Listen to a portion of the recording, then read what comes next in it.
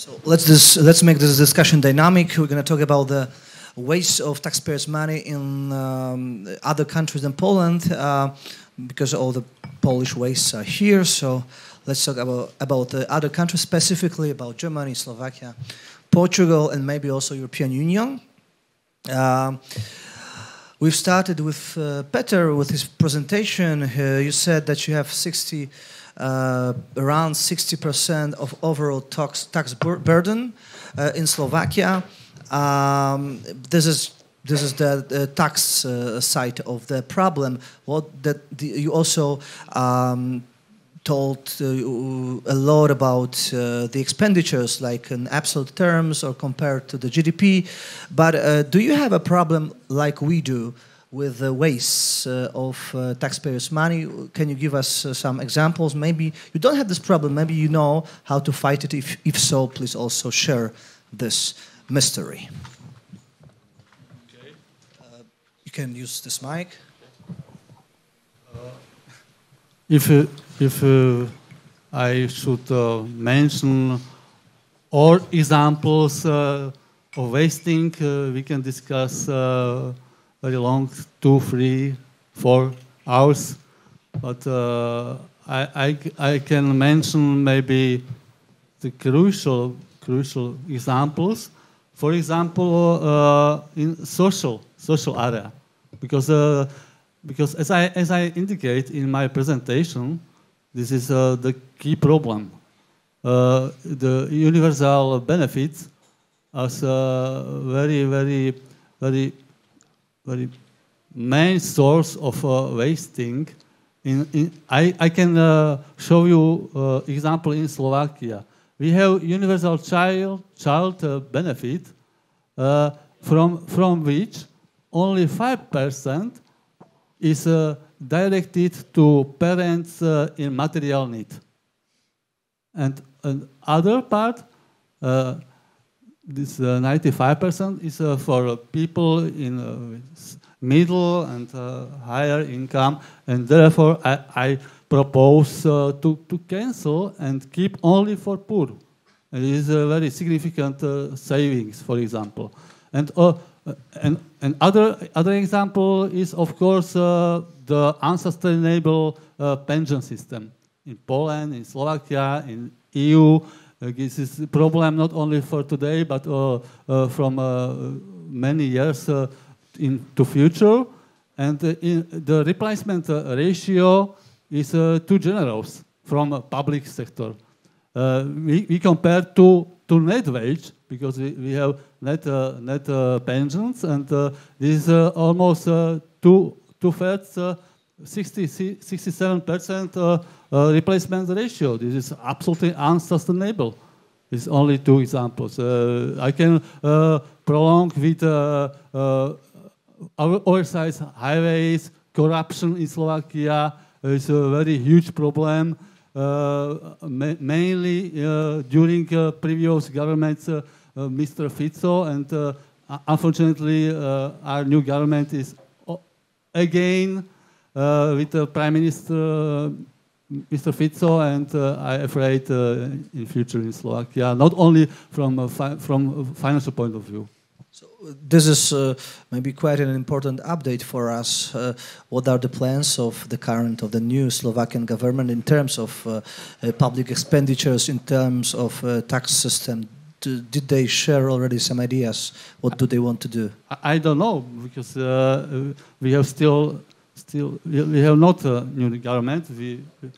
It's only several days, and we will see. But it should be from left and populist parties, as you know, and the same parties in previous times during economic boom absolutely destroyed the public finances. And now, as I mentioned you, Slovakia is in a critical situation relating to public finance. And we expect, of course, increasing interest and problems with financing for financial investors. And this is a problem for our future, and I'm afraid that possible, probably new government will not savings and will propose new taxes, higher taxes, and this is a problem for our economic performance and, of course, future revenues. This is not consolidation. I remember the days when Slovakia was given here as an example of a good tax code because there was a flat rate. There is no more this kind of tax system right now, as well as I understand, right? This is not the real situation in Slovakia. This is from last time as Ivan Miklos and implement. But now we have two rates, and unfortunately, our current government, technocratic government, propose also third rate, more progressive taxation, unfortunately, and I'm afraid that the new government used this proposal from technocrats. And they propose third, more progressive taxation, unfortunately. So we can expect nothing good from them. Okay, let's switch to our other guest, this time the online remote guest from the US, Mr. Pete Sepp, who is in charge of National Taxpayers Union in the USA. He doesn't see us, but we see you. So hello, how can you hear me? How shall I say this with apologies? Dzień dobry. Perfect. So Slovakia, that we have already talked about, is a very small country. It would seem that it is easy to manage such a small country. We see that it's not so. But then we have the US with a huge number of different tax jurisdictions for every state, plus the federal taxes. Now that you have this election season, everybody is talking about where should the U.S. go with its public spending. You have this Inflation Reduction Act, a huge legislation that is going to increase spending in some areas. So, can you please shed a light on the main problems that you, as taxpayers of the U.S., are facing these days? Well, certainly. I could easily go on for several hours about this and all the problems we face. I'll concentrate on the issue of wasteful spending that Michael so well explained in regards to the EU. The United States has many problems in this area, primarily because of the COVID aid that was given in 2020, 2021, but also because of the Inflation Reduction Act you mentioned. And there are many efforts underway to continue to identify wasteful spending at the federal, state, and local levels here in the United States.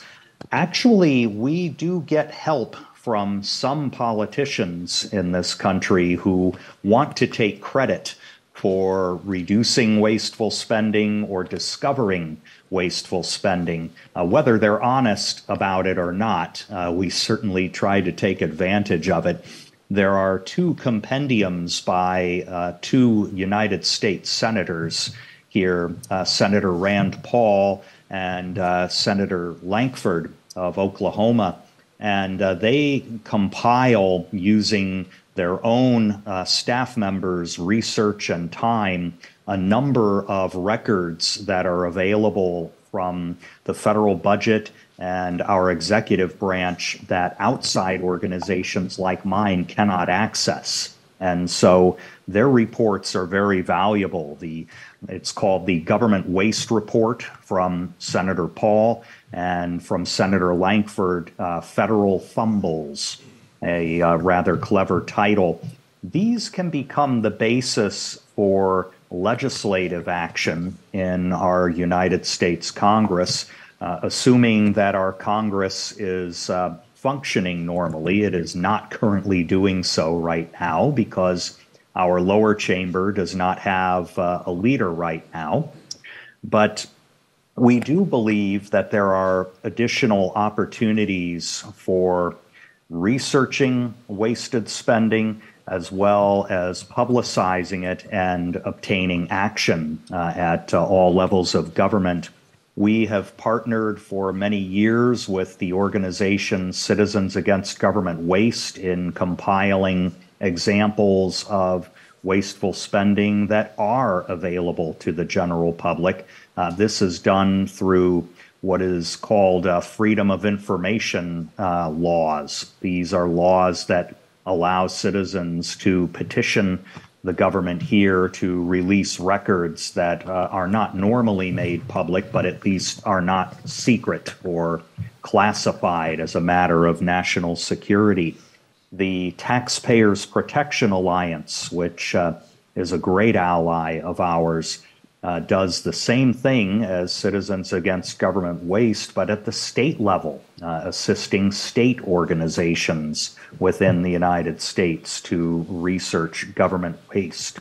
There is also an organization called Open the Books, and this organization was formed when the United States began enacting state and federal laws to put all of the grants and the contracts and the business arrangements between the federal government and the state government and the private sector online in searchable databases so that citizens who had the time could search through any number of contracts that governments may have made for providing food service at government offices or building government roads or constructing certain defense projects. All of these items, with some exceptions, but largely most of the government contracts, have been available online for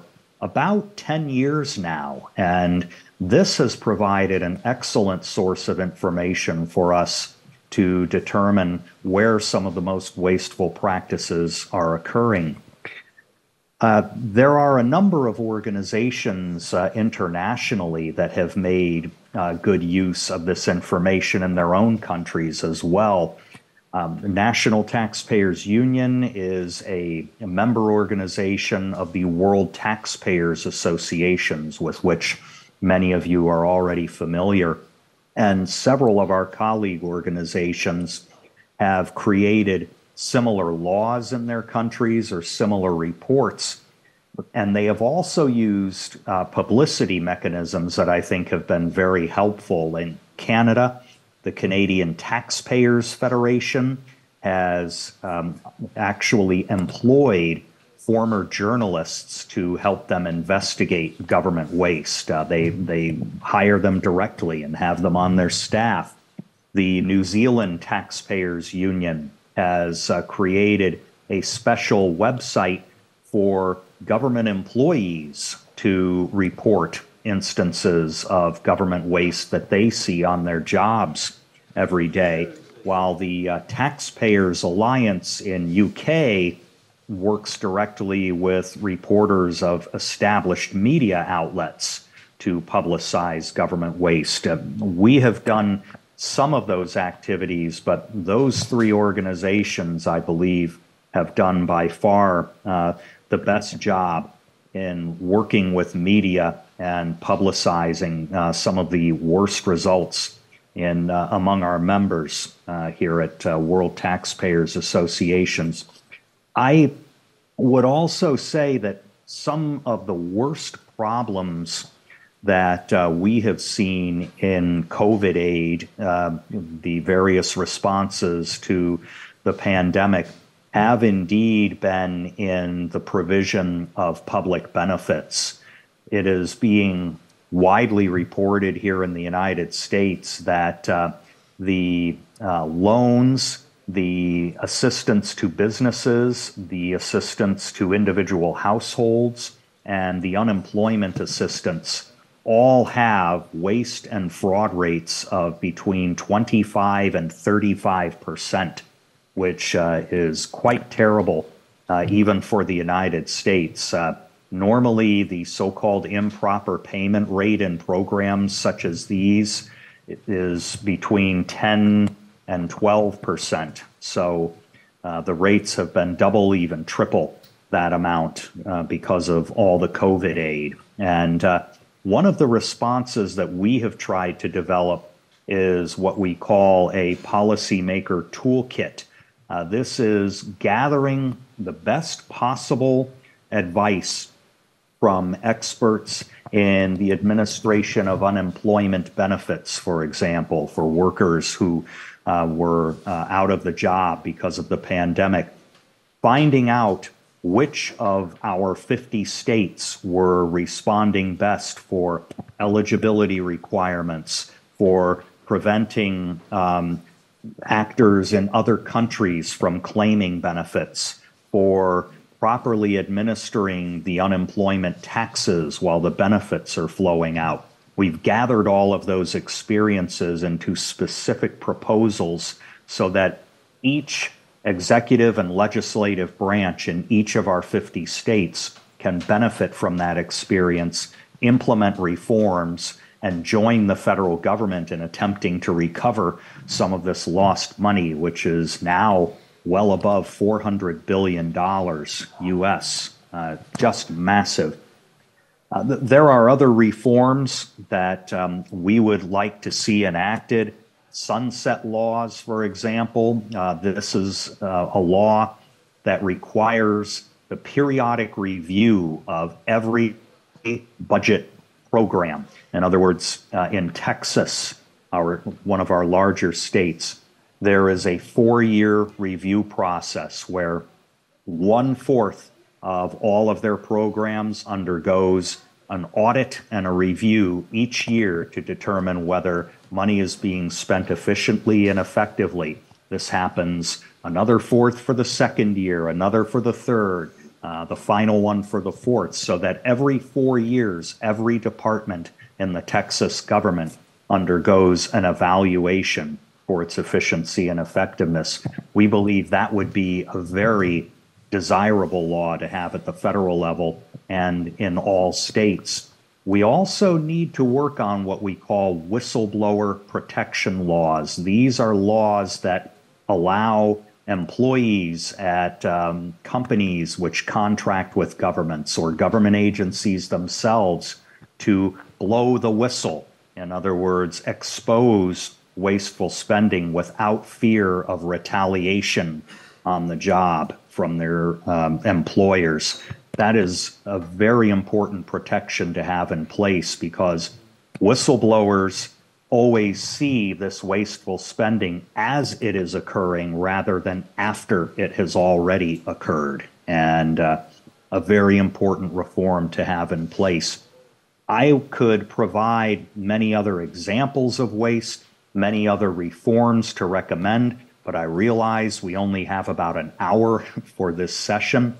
I will stop there and provide in the chat window of Zoom here a document with some interesting references that you may want to consult as you attempt to address some of the difficulties you're experiencing in Poland. And I would be happy to answer any additional questions.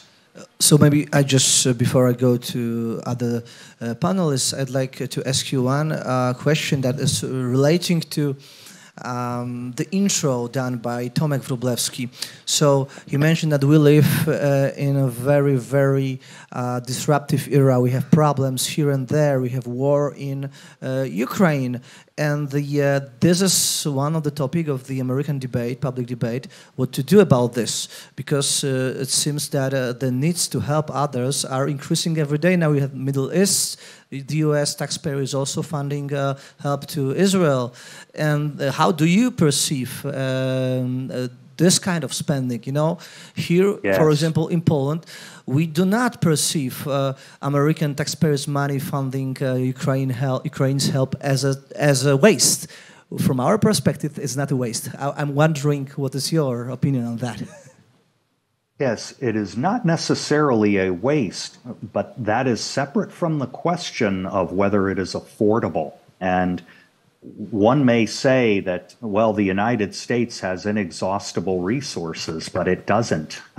One thing that shocked me recently was learning that because of rising interest rates in the United States, it now costs twice as much money to finance $1 of debt as it did just 1 year ago.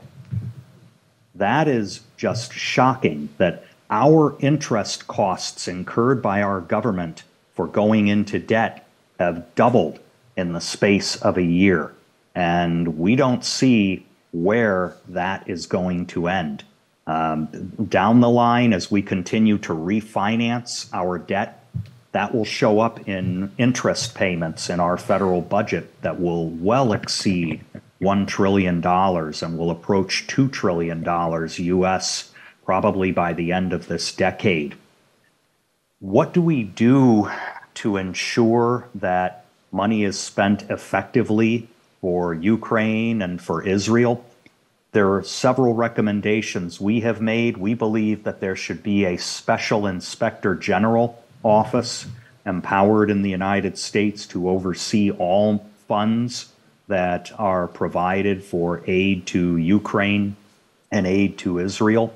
We believe that, as I mentioned earlier, whistleblower protections for employees with all of the contractors who are manufacturing ammunition and other materials to provide to Ukraine should have protections when they see wasteful spending.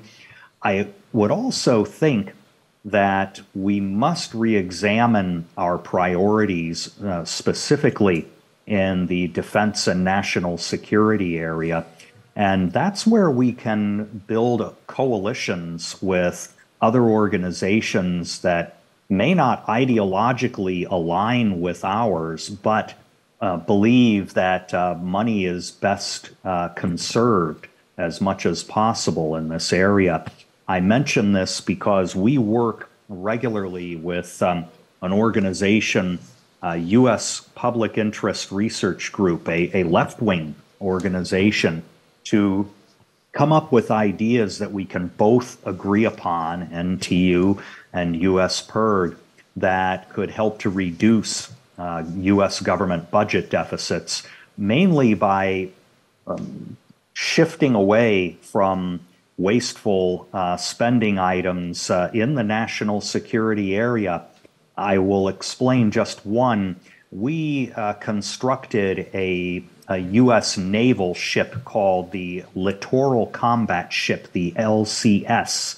This project was initiated in the year 2000 in an attempt to build a large number of ships that could sail right off the coasts of countries and provide patrol duties. And it turns out that the ships that were built are not seaworthy. They are being retired after 4 or 5 years of service. The total cost of this failed program, $65 billion US. When you think that the aid package that the Biden administration is requesting is $105 billion US, we could have more than halfway funded the aid to Israel and Ukraine currently being requested now if we had never built that wasteful project. And one can always second guess policymakers, but it is an example of how a wasteful program can deprive the budget of urgent resources for times like these. Thank you so much. Now let me ask Rui Salgueiro, who is a Portuguese, living here in Warsaw, but at the same time being a political activist in a Liberal Party in Portugal, plus being a business person here, business development manager in Visegrad inside. Hi, Rui, and please tell me a bit about Portugal. Your top personal income tax rate in Portugal is 53%, which is one of the highest rates in Europe.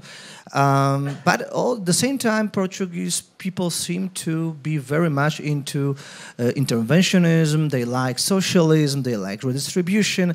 So maybe, in contrast to our countries, they just like to be taxed, and they just like when somebody else is making decision about their money instead of them. Thank you. Hello, is this working? Hello. Thank you, Sebastian. First of all, well, thank you for the invitation to be here. Second, I need to make a disclaimer. So unlike my distinguished colleagues here at the panel, I'm not a tax policy or public expenditures specialist. As Sebastian said, so I'm a political activist, former parliamentary candidate. So I follow the subject, and I came here on request of Sebastian to speak about the cases in Portugal. Do we like to be taxed? Well, I think nobody likes to be taxed. But there was an interesting poll made recently in the Portuguese media asking people if taxes are high. Yes, people, well, not everybody, but most people said taxes are high. So would you like to reduce taxes? Yes. So what would you cut? And when the questions are made like, would you cut on social welfare? No. Would you cut on something? No. So nobody wants to cut anything. So people kind of are, okay, let's keep it like it is. This is indeed a big discussion lately. So because, as you mentioned, our top bracket tax is, well, it's 47.5% plus 5% overtax. But that's not even the problem. The problem is that this 47.5% top bracket applies from income of 20,000 euros yearly. 20,000. So meaning that according to the Portuguese government, you are very rich if you make 20,000 euros a year. So that is the big problem. So, but you are right, and I think that I don't like very much to talk in panels in a subject that I'm not an expert, but I thought that it would be valuable to bring the Portuguese experience here in the sense that it's indeed a country that it's quite different from most European countries. Portugal and Spain are governed by the socialist parties. So there is indeed a culture of statism. So Portuguese, Spaniards really like to be controlled. Well, if you ask them if they like, they will say no. But at the end, they also don't want to risk something different. So this is a problem that we need to deal with. This is an interesting thing because Portugal joined European Union much earlier than Poland, right? But right now it seems that GDP per capita in Poland is even higher than in Portugal.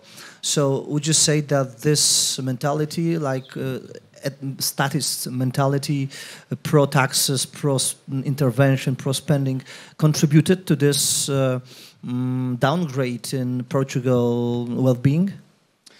No doubt about that, because the tax money is used, like my colleague here said before. So before we make a redistribution, we need to grow the cake. And the Portuguese government and the Portugal is run by the Socialist Party, or was run by this Socialist Party around 20 of the last 28 years. And they focus on redistribution. They focus, well, as most socialists, on hooking the people on these transferences. We were mentioning before during lunch that 40% of the Portuguese population is on poverty risk before transferences. Only after social transference, this number goes to around 18%. So if you ask me, that a liberal that believes in that free markets are the way for a freer society, a more prosperous society, definitely this has an impact. And I think that this is a deliberate strategy of the government, so that hook up the people, like as when we are dealing with a drug addict, give them something to get them happy, but don't give them enough, don't teach them, don't give them the tools to thrive on their own. So I think this is the socialist approach. And the same thing, just to compare with Poland and the fact that we've been indeed not on nominal numbers, but our GDP is still, I think, a little bit higher than Polish, but in PPP, yes, Poland already overpassed Portugal, Romania just caught us on PPP as well, caught us this year, because Also there, Portugal does not know how to use the European funds. These funds are used not to invest, but just to put down some fires. And we keep this addiction as well. So it's not. What do you mean exactly? There's not a plan. There's not an investment, a middle, long-term plan to grow the economy, to grow the country. Is just, for example, we've been mentioning before that Portugal is currently with a huge housing crisis.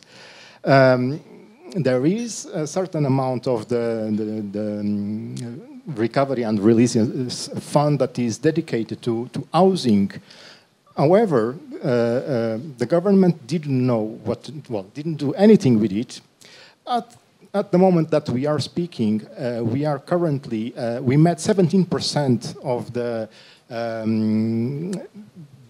benchmarks agreed with the European Union using the funds of the PRR.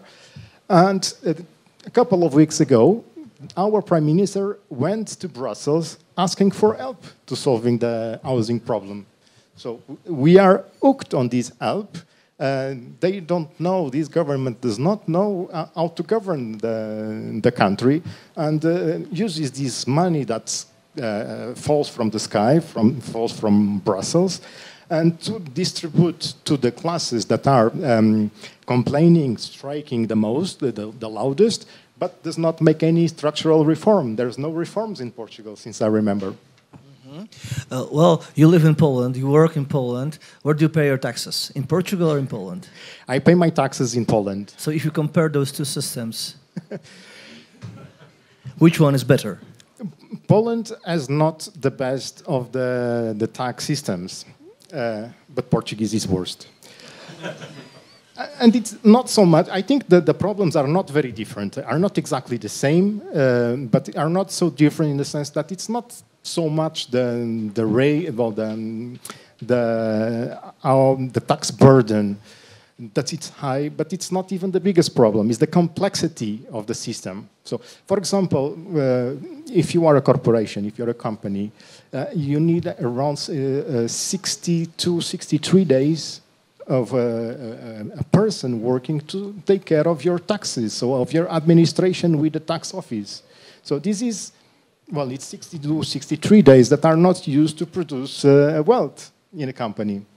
So this is one of the biggest problems of the Portuguese tax system.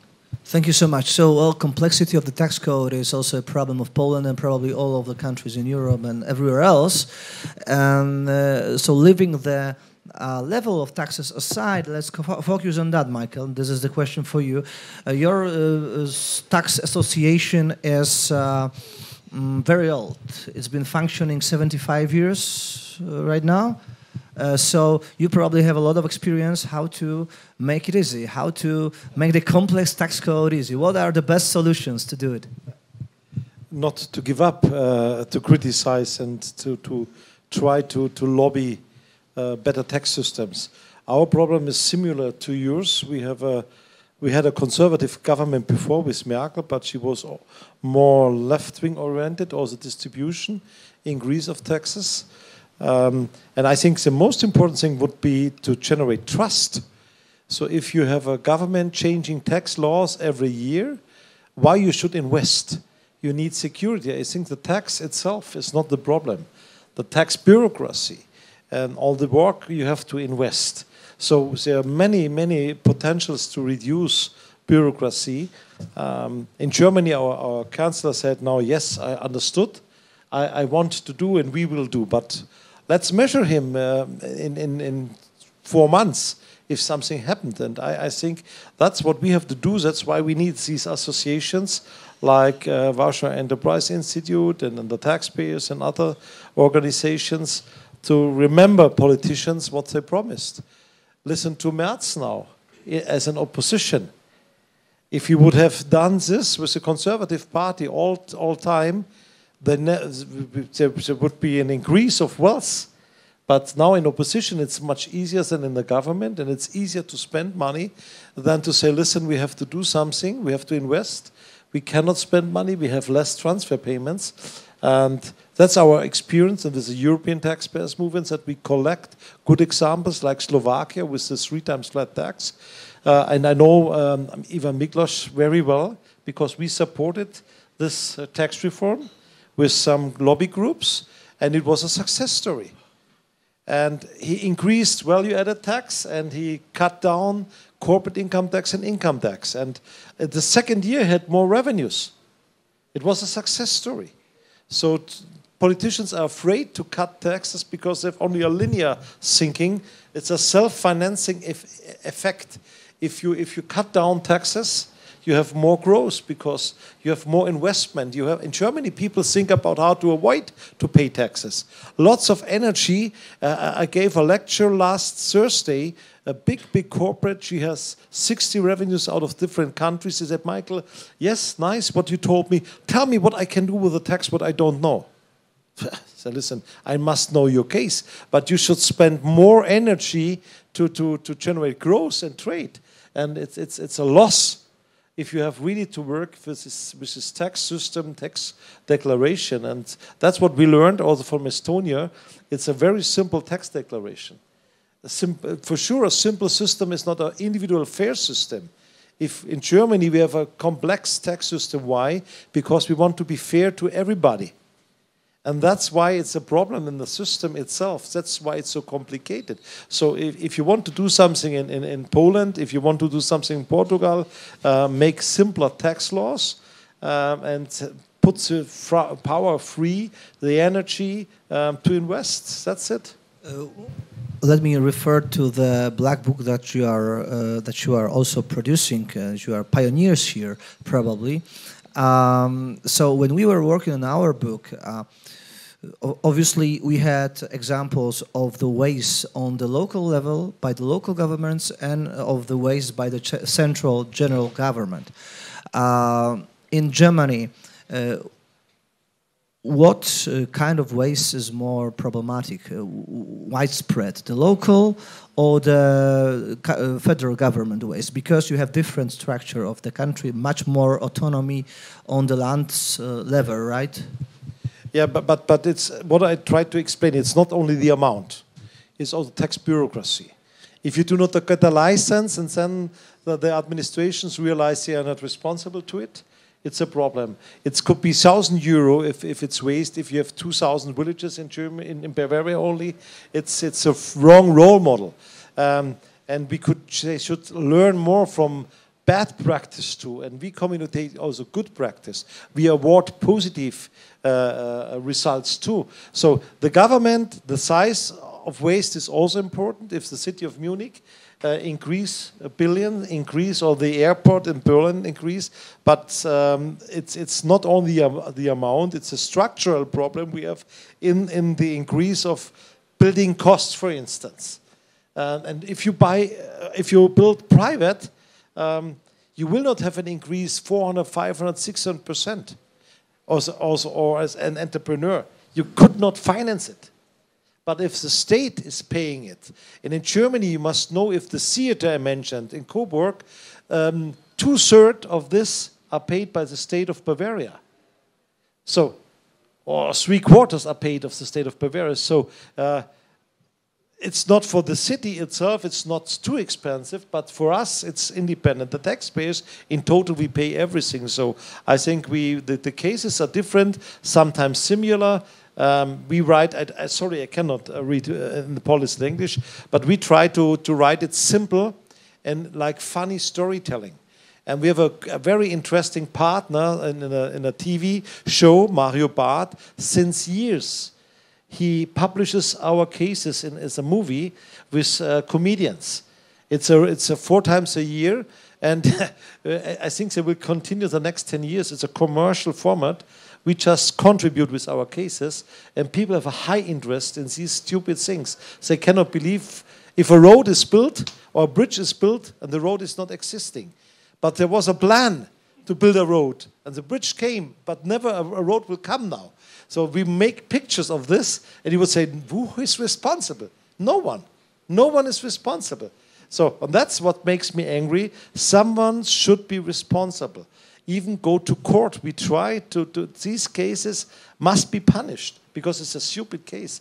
If you buy square meters in Munich and you cannot use it, and you invested 24 million just for green, it stays green, even if the owner is somebody different. Someone should be responsible. And I think that's what we work on now with this EU prosecutor. And we hope that from Europe something good comes back to Germany too. That this could be, with a prosecutor, a role model also for Germany. So these really big cases are monitored and someone is responsible. Thank you so much.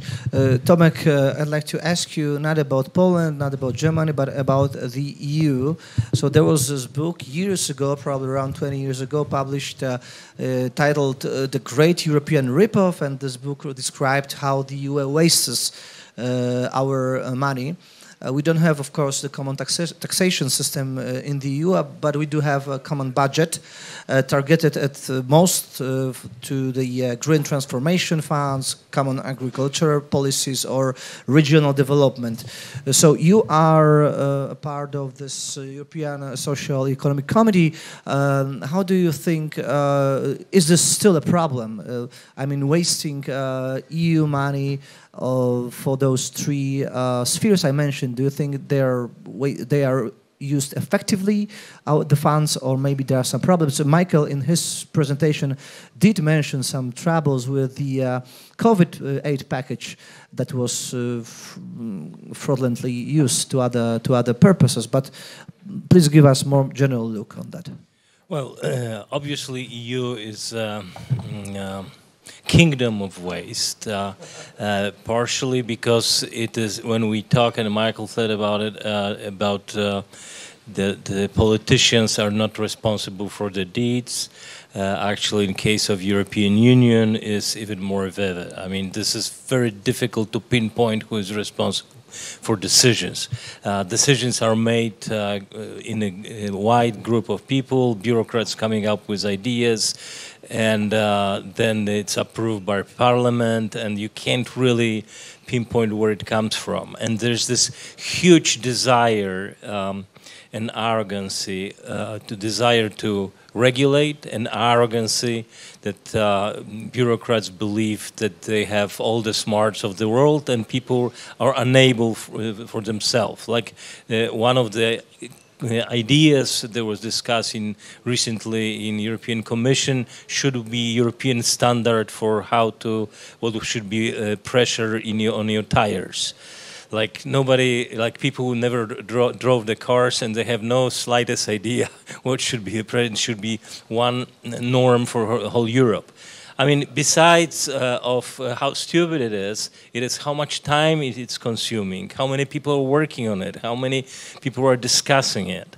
I mean, it takes 2 years to come up with idea that we need the same shift for plugging into the telephone. I mean, and they're proud of it. They worked 2 years on it. This is problem. General problem is. I have one example from our book on page 74. It's from Jędrzejów in Poland, where someone built a highway, the local government built a highway, but they didn't check the noise, and now they have to demolish houses, several houses, because it's too loud. Because it will be cheaper to demolish houses to buy back from people who own that houses, so the highway could be loud enough. This is stupid, but I think why politicians can do it. Well, they can do it's a vicious cycle. They can do it because they can be re-elected, buying their votes with more even public spending. In normal situation, if someone in corporation made mistakes like this, he will lose a job, and probably he won't get another one for another 10 years. Here, he just uses the company, which is our money, to buy his own votes and promises more. The Polish example is a very good one. I mean, just from August to September, the debt of the government and the gap in the budget went up 30% because of the promises of the government before election. Our the government will have to borrow next year 422 billion because of lots of waste. 100 billion we're gonna pay for just servicing the debt, whole debt we have. And when you look when all those budget deficits are going up, it's usually around the election time. This is a 30% growth of the gap in the budget without even promises that opposition made, and they won. So they want to give their own 50 billion, additional 50 billion of their promises. So the problem is politics. I mean, first of all, you can make stupid decision and you are not responsible, and the more stupid decision you make, more money you spend to buy votes. More money you spend for votes, more mistakes you make. And this is this vicious cycle of politics.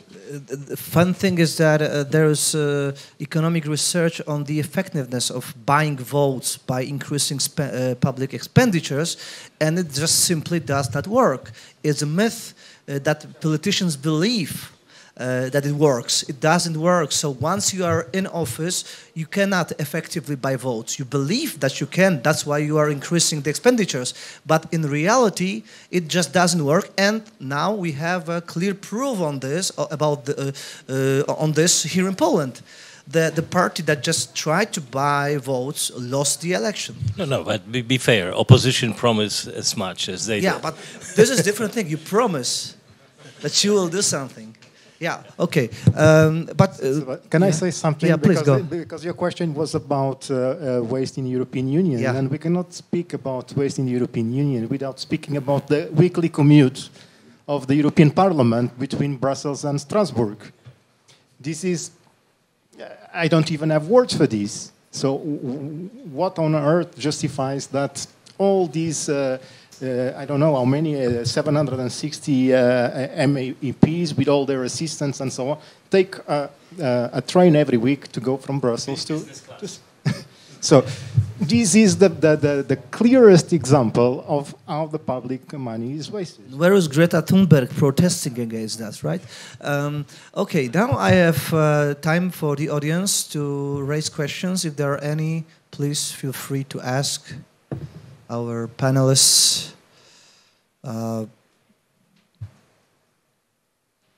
Don't hesitate. It's once in a lifetime opportunity. All right, so if there are no questions left, we're going to have a short break, and after the break we're going to have the panel in język polski. Także już się teraz przerzucam na język polski. Thank you so much. Of course, please stay with us.